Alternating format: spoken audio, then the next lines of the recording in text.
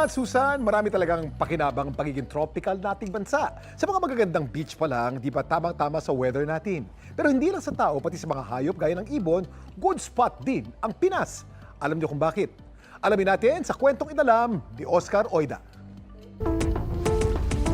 Pagkagat ng dilim sa kahabaan ng D. Silang at P. Burgos Street sa Batangas City.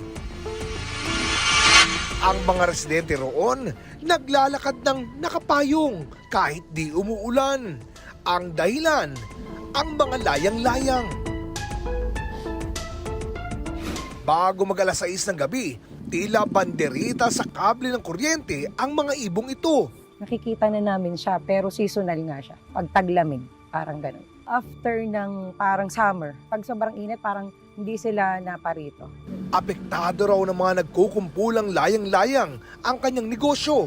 Yung ipot ng ibon, natatamaan yung mga taong dumadaan. Yung trace ng kable, dun lang sa tapat talaga. So kung saan sila pumupunta, yung tumitigil, dun lang. Minsan sa mga tagiliran ng building, dun sila sa sasakyan. Grabe, pag nakapark ka, para sa akin kasi, may oras yan. So, yung ano nila is parang 6. Close na kami ng 7. So, yung 1 hour, sa tingin ko yung dapat pumunta pa, yung mga tao parang umiiwas na sila. Malayo pa lang, maaamoy na raw ang ipot ng mga ibon. Nai-immune na din siguro, pero talagang yung amoy niya, pag bago ka lang, sobrang magmamas ka. Pero pagdating na umulan, tapos may ano, yun. Yung amoy lalo niya, lalong masakit sa ilong. Mga residente na raw ang umiilag sa dumi ng mga ibon. Tuwing 5 p.m. po, nagkukumpulan na po sila. Pag after po nun, mga 6 p.m. po, doon na po sila mag-start na dudumi. Kaya po kami nakapayong para po maiwasan po namin. Bale, may time po na napapatakan tapos ang nakaperwisyo dito sa yung amoy. Paliwanag ng ornithologist at bird curator na si Juan Carlos Gonzalez.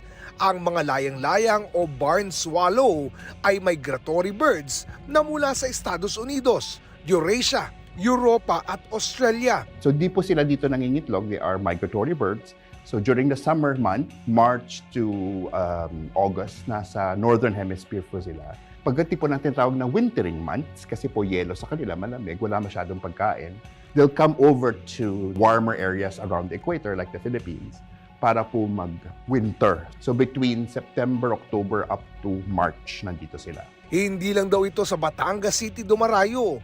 Mayroon din silang naitalang layang-layang sa Alabang, Davao, Cebu at Zamboanga City. Usually cities, gusto po nila yung may kabling malalaki. Kasi po yung madali pong tapuan yung kable. Tapos yun naman po mga buildings, it helps, it keeps them protected. Insectivores ang layang-layang o mga insekto lang ang kinakain. They will eat as much insects in one day as they are in their total weight. Isipan nyo, parang libreng insecticide yun. It's effective pest control. Yung negative naman po is pag dumapo na sila sa roosting areas nila, they will of course release the uneaten food as feces. Sa pagdami ng layang-layang, wala pa namang naitatalang nagkakasakit dahil dito sa kanilang barangay. As of now po, wala po kaming natatanggap na mga reklamo about po dyan dahil kasi nga po, nakagisnan na po siya na nandiyan po lagi. Nakiki-coordinate po sa city about po sa paglilinis po ng mga ipot po sa mga kalsada para po at least maging malinis ang Batangas City. So kung meron ka pong bird flu, may sakit ka, aabot ka pa kaya sa Pilipinas pag lumipad ka. So medyo isipin din natin yung malabo-labo ata umabot sa Pilipinas. So maganda po, merong mag-sample any of the fecal material or swab the birds kung meron ba silang potential zoonotic disease. Di lang man po yan bird flu eh. Natututunan na ng mga residente roon na mamuhay kasama ang mga ibon. Hindi naman natin din sila masisisi na sila ay naghahanap talaga ng titigilan kasi kasama na yan namin, so hindi naman nakakatakot or something na ikakabahala. Lalo na't hindi nila maiwasan ang pagdayo ng mga ibon at gawing kanlungan ang kanilang lugar. Ako si Oscar Oida at yan ang kwentong dapat alam mo. Dami? Yung mga